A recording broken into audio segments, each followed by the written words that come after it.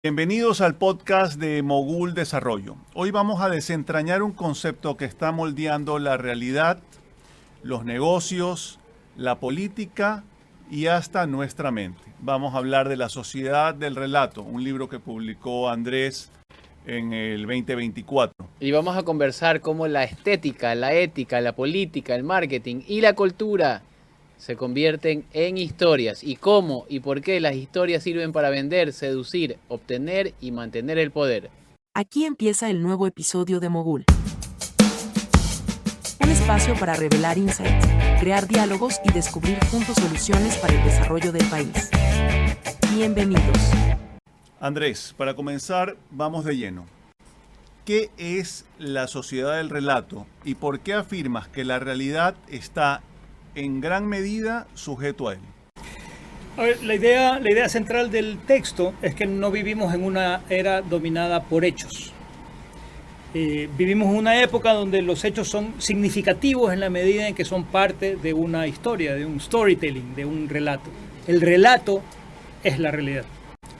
O sea, no es lo que vendes, sino que es la historia sobre lo que vendes. Correcto. En político, en una compra, en tu vida personal, lo que te mueve es la historia que cuentas o que te cuentan. Seth Godin dice que en el marketing ya no se trata de las cosas que vendes, sino de las historias que cuentas, justamente. De hecho, la neurociencia dice que el cerebro humano es un procesador de historias, es un órgano que ama las historias. Tú no recuerdas una lista de datos, tú recuerdas una historia. A veces puedes que no recuerdes una fecha, pero sí recuerdes un momento, ¿no? El relato es como un atajo mental que usas para tomar decisiones. Hemos pasado de vender un producto a vender una experiencia, una identidad, un momento. Y si lo ves desde el diseño gráfico, la gestión cultural, son puros relatos. Un logo no es solo una forma bonita, es un símbolo condensado que cuenta la historia de una marca, sus valores, su promesa, su personalidad. La tipografía, el color, el packaging, todo eso son ladrillos narrativos de la marca. Pensemos en una marca de café artesanal. El relato es la clave. No se venden solo los granos, se vende la historia del pequeño caficultor, del proceso sostenible de secado, del tueste manual, de la tradición ancestral. Mi trabajo como diseñador gráfico es traducir esa historia a una estética visual auténtica y coherente. Si el relato es de lujo, el diseño es minimalista y elegante. Si es de tradición, tiene texturas y colores terrosos. O sea, esto tiene un impacto directo en el negocio, ¿no?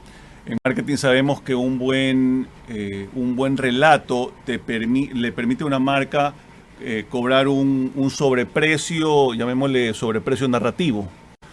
Los consumidores pagan más por ser parte de una historia que los identifica. El café. Pensemos en el café. Una taza de café cualquiera cuesta mucho menos que una taza en Sweet & Coffee o en Starbucks. Y una taza de café de especialidad con toda la historia implícita tiene un plus adicional. La marca de café de especialidad Trópico trae del pequeño caficultor a la ciudad el café de especialidad que pasa por una serie de procesos para poder ser molido y convertido en una experiencia. Porque la gente quiere llevarse la historia, se habla desde el origen, pero lo que las personas están recibiendo es una bebida y todo eso viene complementado con una narrativa visual, una estética, un packaging que te invita a abrirlo, un empaque que está impreso en serigrafía solamente para transmitir el proceso manual, la dedicación y lo artesanal. Hubo hace algo más de un año y algo, las ventas de los coffee shops de Starbucks cayeron. Entonces el equipo de marketing contrató a alguien que hiciera todo un estudio para analizar por qué cayeron las ventas en Starbucks.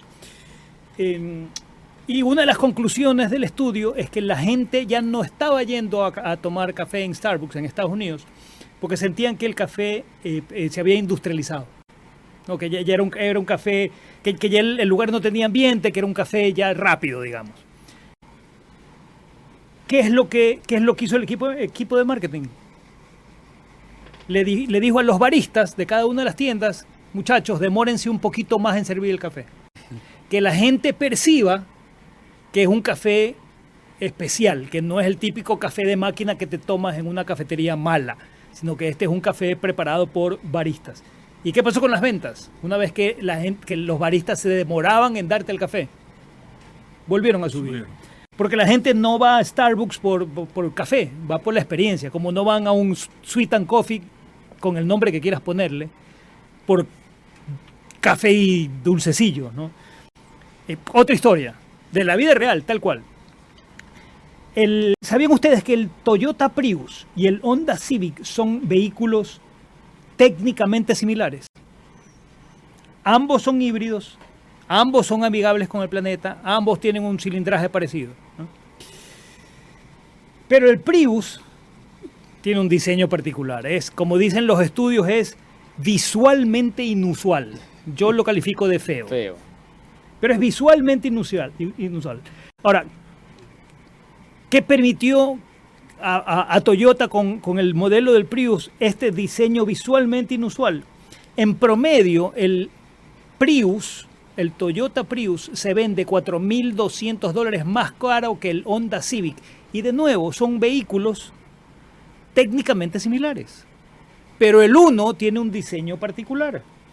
Porque es importantísimo entender que el relato tiene que ser coherente, ¿no? Si una marca dice ser sostenible, ¿no?, como parte de su narrativa, y sus empaques son de plástico desechable, que sería el trabajo de un diseñador, del Claro. packaging, el cerebro puede detectar ahí una disonancia y la historia desaparece, ¿no? Si el vehículo dice ser híbrido y amigable con el planeta, ese es el relato, pero el diseño del modelo es igual a cualquier otro auto, ¿qué tan amigable puede ser?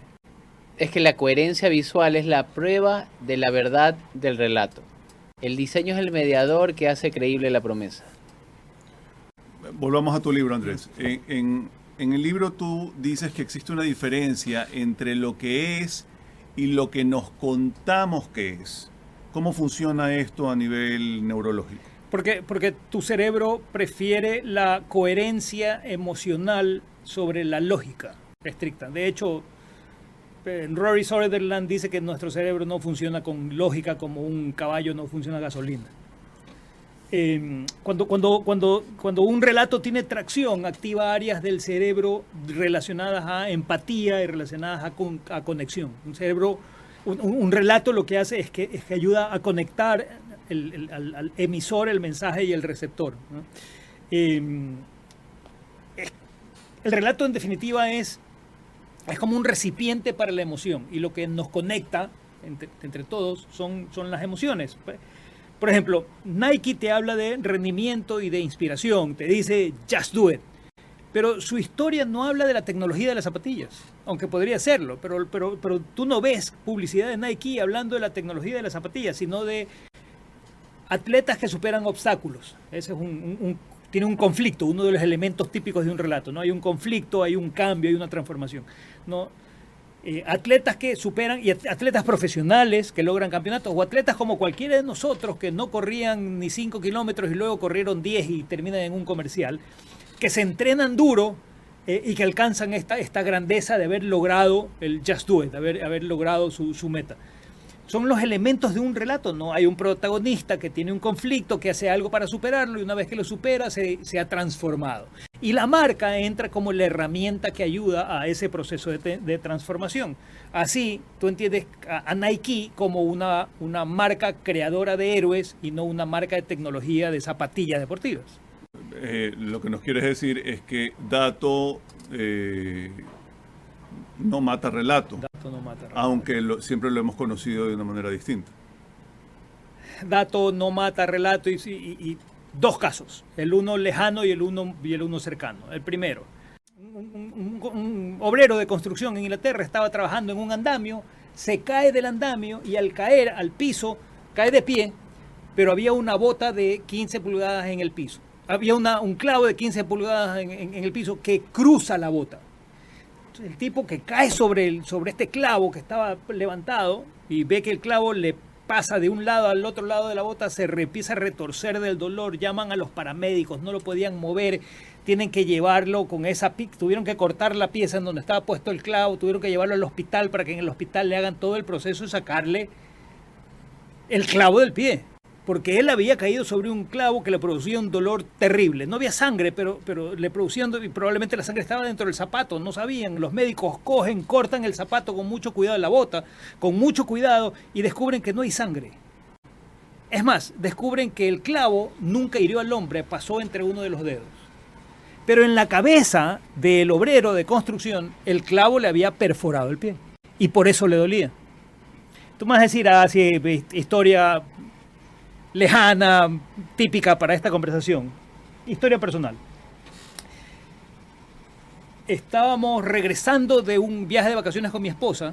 Estábamos los dos, estábamos en un avión que tenía tres asientos, estábamos ella y yo, y había un espacio vacío al lado nuestro, y viene y se sienta una chica cuyo nombre voy a omitir, amiga nuestra.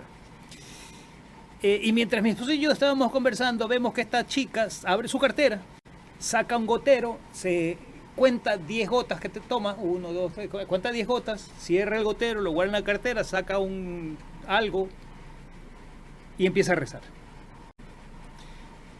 Y 5 minutos después abre la cartera y saca el gotero y cuenta 10 gotas y guarda el gotero y sigue rezando. Y todavía el avión no había despegado.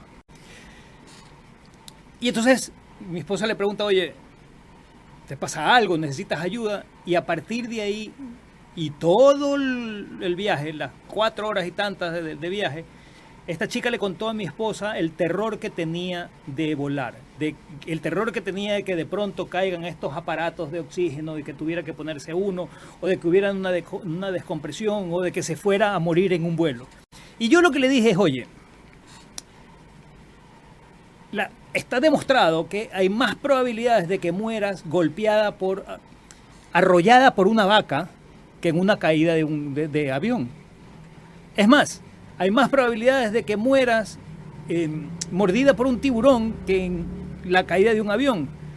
Y todo esto mientras íbamos volando, y ella seguía sacando sus gotitas y se echaba las gotitas y seguía rezando el rosario hasta un punto en que en el vuelo mi esposa también empezó a tomar las gotitas y empezó también a rezar con esta chica que estaba sentada ahí. Y llegamos a la ciudad de Guayaquil, el avión aterrizado, y yo le digo, oye, es más probable que hay un accidente entre el aeropuerto y tu casa y te mueras ahí que morirte en un vuelo. Y ella seguía insistiendo en que no, que tenía pánico en los aviones y que no le gustaba volar y que tenía miedo de que algo le iba a suceder. Y ya habíamos aterrizado. Pero la historia no termina ahí. Ella se va a su casa, nosotros a la nuestra, siguientes vacaciones, y mi esposa me dice, tengo miedo a volar.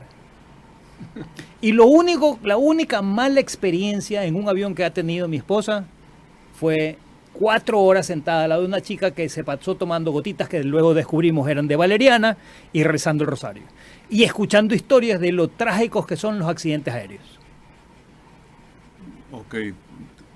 No hubiera querido estar en ese vuelo, pero si el dato... El dato no mata el relato porque tú no eres un simple observador de un relato. La ciencia lo ha demostrado. Tu actividad cerebral no es de un observador, sino de un participante.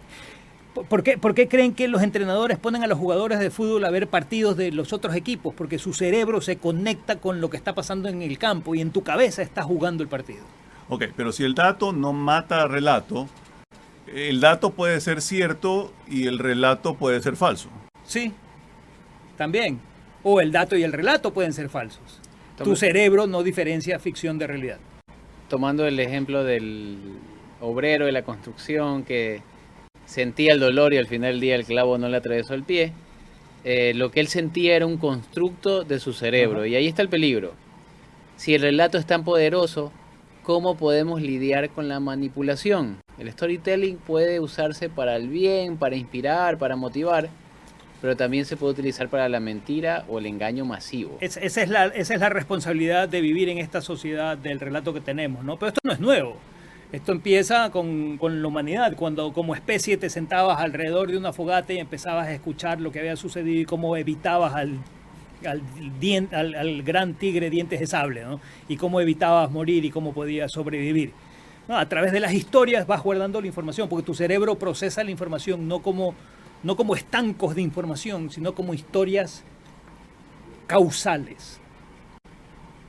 Es Oh. decir, que hay una relación causa-efecto entre un acontecimiento y otro. Ok, pero relatos falsos, en teoría, lo que siempre pensamos es que la verdad debería prevalecer. Debería prevalecer, pero neurocientíficamente no siempre lo hace. El dato no mata al relato. Significa que si la narrativa es lo suficientemente fuerte desde el punto de vista emocional, que apela a tu miedo o que apela a tu esperanza, es mucho más resistente a ser desmantelada por el simple dato estadístico. Porque la historia del avión le dio más miedo a mi esposa por escuchar esto, a pesar de que yo le di datos científicos de la estadística de muertes por avión. O incluso su propia experiencia. O incluso la propia experiencia. Si alguien cree en un relato profundamente, el dato contrario se percibe como un ataque a su identidad. Esto Y lo rechaza. Lo rechaza. Y esto es un desafío a la comunicación visual. Si el relato de una marca es muy fuerte, por ejemplo, el de ser la opción natural, incluso si hay datos nutricionales, si los datos nutricionales lo contradicen, los consumidores seguirán comprando por esa conexión emocional con el diseño, la fotografía, el branding que se ha construido. El diseño es un escudo protector del relato. Popeye el marino. Popeye fue creado para que los niños coman espinacas.